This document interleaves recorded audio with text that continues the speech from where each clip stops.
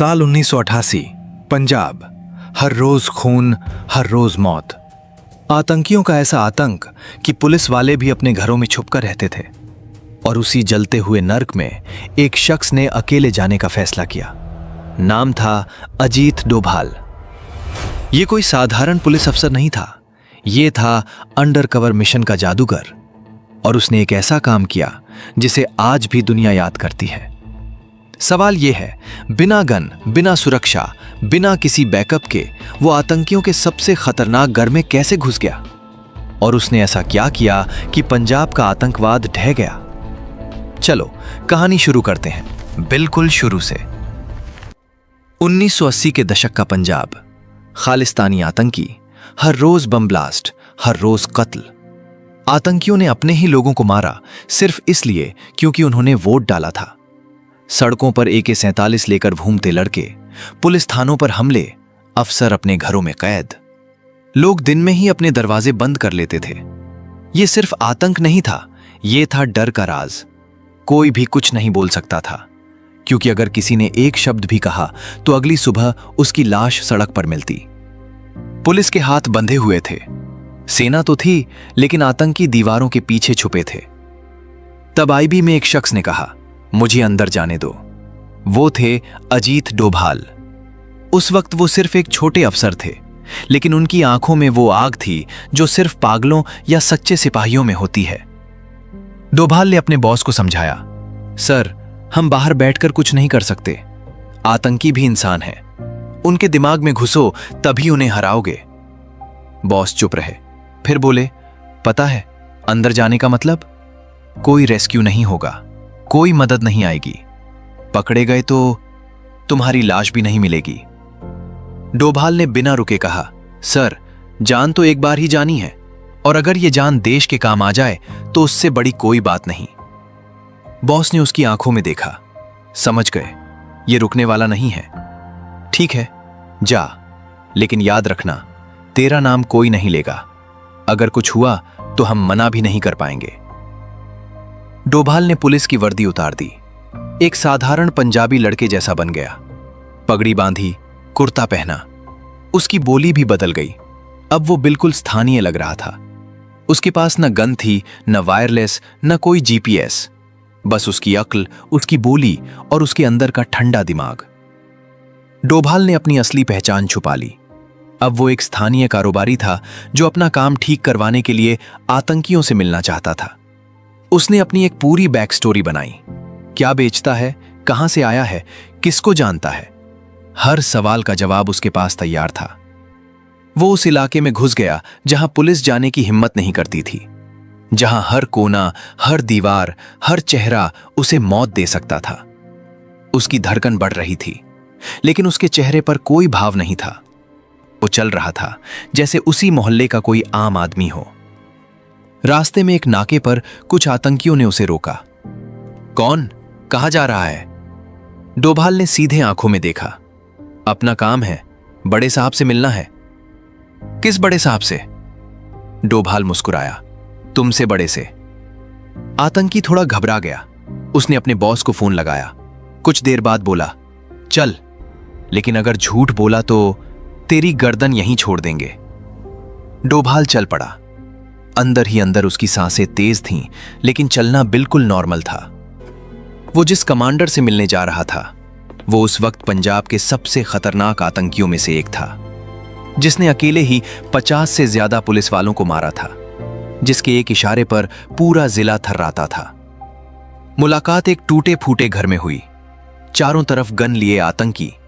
अगर एक शब्द भी गलत हुआ तो डोभाल के टुकड़े टुकड़े। दरवाजे पर 2 बंदूकधारी, अंदर 4 और बीच में वो कमांडर। डोभाल ने गहरी सांस ली और अंदर चला गया। कमांडर ने उसे ऊपर से नीचे देखा। आंखों में शक था, हाथ में गन थी। बोला, तू कौन है और यहां कैसे पहुंचा? डोभाल ने सीधी नजरों से देखा। हाथ नहीं कांपे, आवाज नहीं लड़खड़ाई। बोला, मैं अपना काम देखने आया हूं, बाकी तुम्हारी मर्जी। कमांडर ने पहली बार में ही पूछा, तू पुलिस वाला तो नहीं? डोभाल थोड़ा हंसा। पुलिस वाला होता तो इतनी बेवकूफी थोड़ी करता, यहां अकेला आ जाता। कमांडर के चेहरे पर एक हल्की सी मुस्कान आई। उसने डोभाल के सामने पानी रखवाया, बोला, बता क्या काम है? डोभाल ने कहा, मैं कारोबारी हूं, माल आता है लेकिन रास्ते में कुछ लोग रोक लेते हैं। सुना है तुम्हारा नाम सबसे बड़ा है, सोचा तुमसे दोस्ती कर लूं। कमांडर चुप हो गया, फिर बोला, अच्छा दोस्ती करनी है तो सबसे पहले एक काम करके दिखा। उसने अपनी गन उतारी और डोभाल के सामने रख दी। हमारे एक दुश्मन को मार कर दिखा, फिर बात करेंगे। यहां पर एक सामान्य आदमी डर से बेहोश हो जाता, लेकिन डोभाल ने गन उठाई, उसे पलट कर देखा, फिर धीरे से वापस रख दी। बोला, मैं कारोबारी हूं, कसाई नहीं। मुझे मारने से कोई लेना देना नहीं। मैं आया हूं तुम्हारी जेब भरने। अगर मारना ही है तो तुम खुद मारो। कमांडर ने अपने आदमियों की तरफ देखा। सब हैरान थे, कोई उनसे ऐसे बात करने की हिम्मत नहीं करता था। इस शख्स में नस थी। कमांडर बोला, तेरे अंदर दम है, मुझे तू पसंद है। ठीक है, अभी नहीं मारेंगे, लेकिन तू हमारे साथ रहेगा कुछ दिन। देखते हैं तू सच्चा है या नकली। डोभाल ने मना करने के बजाय हां कह दी। जहां मर्जी रखो, मुझे कोई शिकायत नहीं। अब डोभाल उनके साथ रहने लगा। वो उनके ठिकानों पर गया, उनके खाने में बैठा, उनकी बातें सुनी। वो देख रहा था उनके हथियार कहां से आते हैं, उनके पैसे कहां से आते हैं, कौन सा पुलिस वाला उन्हें बचाता है, कौन सा नेता उनकी जेब भरता है। लेकिन सबसे बड़ी बात जो डोभाल ने देखी, उनके अंदर फूट थी। एक गुट का नेता अलग था, दूसरे गुट का नेता कुछ और था।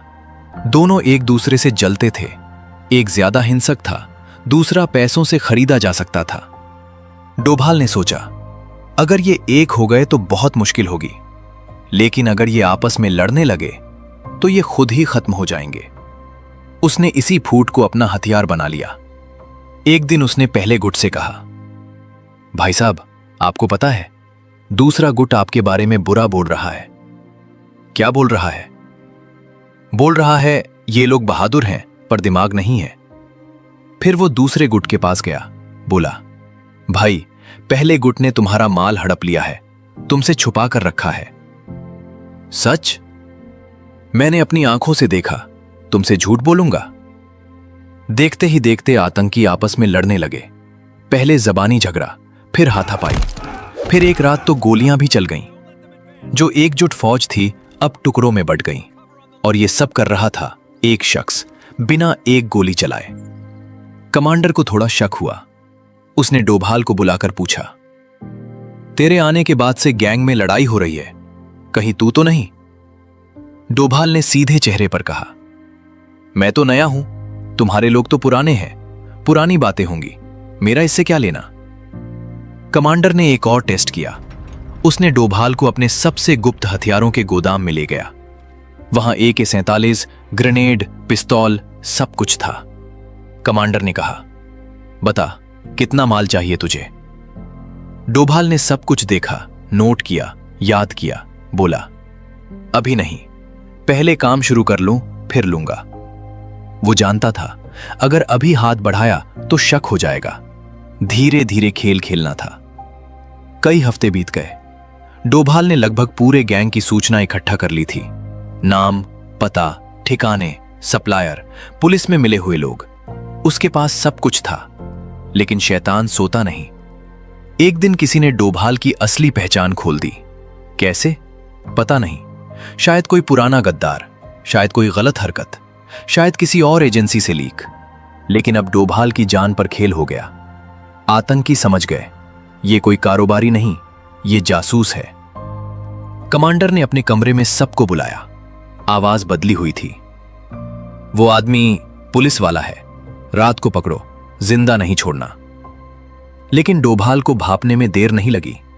उसने देखा लोग अजीब नजरों से देख रहे थे। बातें बंद हो गई थीं, सब फुसफुसा रहे थे। एक आतंकी जो हमेशा हंसता था, वो आज गंभीर था। डोभाल समझ गया, पोल खुल गई है। उसने अपने एक गुप्त तार से मैसेज भेजा, मैं पकड़ा गया हूं, रेस्क्यू नहीं चाहिए, बस मेरे परिवार का ख्याल रखना। वो मौत से आंखें मिलाने को तैयार था। उसने अपनी डायरी छुपा दी, सबूत अपने कपड़ों में छिपा लिए। लेकिन डोभाल जैसे लोग मरते नहीं, वो चाल चलते हैं। शाम को उसने कमांडर से मिलने की इजाजत मांगी। कमांडर ने हां कर दी। सोचा मरने से पहले बात तो कर लें। डोभाल ने कमांडर से कहा, मुझे पता है तुम मुझे मारोगे, लेकिन मरने से पहले एक बात बता दूं। क्या? तुम्हारे अंदर ही तुम्हारा सबसे बड़ा दुश्मन बैठा है। उसी ने मुझे बुलाया था। उसी ने तुम्हें बताया कि मैं पुलिस वाला हूं। क्यों? ताकि तुम मुझे मारो और वो तुम पर हमला करने का बहाना बना ले। झूठ था, पक्का झूठ। कोई नहीं बुलाया था उसे। लेकिन आतंकियों के दिमाग में पहले से ही शक का जहर डोभाल भर चुका था। अब वो एक दूसरे को देखने लगे। क्या सच में उसने बुलाया था? कहीं ये सच तो नहीं? रात हुई, सब अपने कमरों में चले गए। पहरा थोड़ा ढीला था क्योंकि सब आपस में ही उलझे हुए थे। डोभाल ने उसी मौके का फायदा उठाया। चुपके से उठा, जूते हाथ में लिए, दरवाजे की तरफ बढ़ा। बिना कोई आवाज किए वो वहां से निकल गया, जहां से कोई नहीं निकलता था। पीछे मुड़कर नहीं देखा। रात का अंधेरा उसकी ढाल था।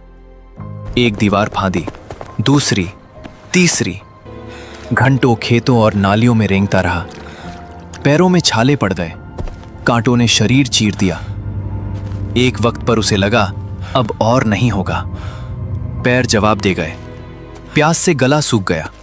लेकिन उसके दिमाग में सिर्फ एक बात थी, वो सारी जानकारी।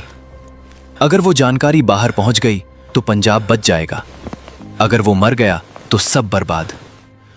उसने अपने आप से कहा, चलता रहे, बस थोड़ा और। रास्ते में एक गांव के कुत्ते भौंकने लगे। एक किसान ने टॉर्च चलाई। कौन? डोभाल ने पंजाबी में कहा, मुझे रास्ता भूल गया, मेहरबानी करके बता दे।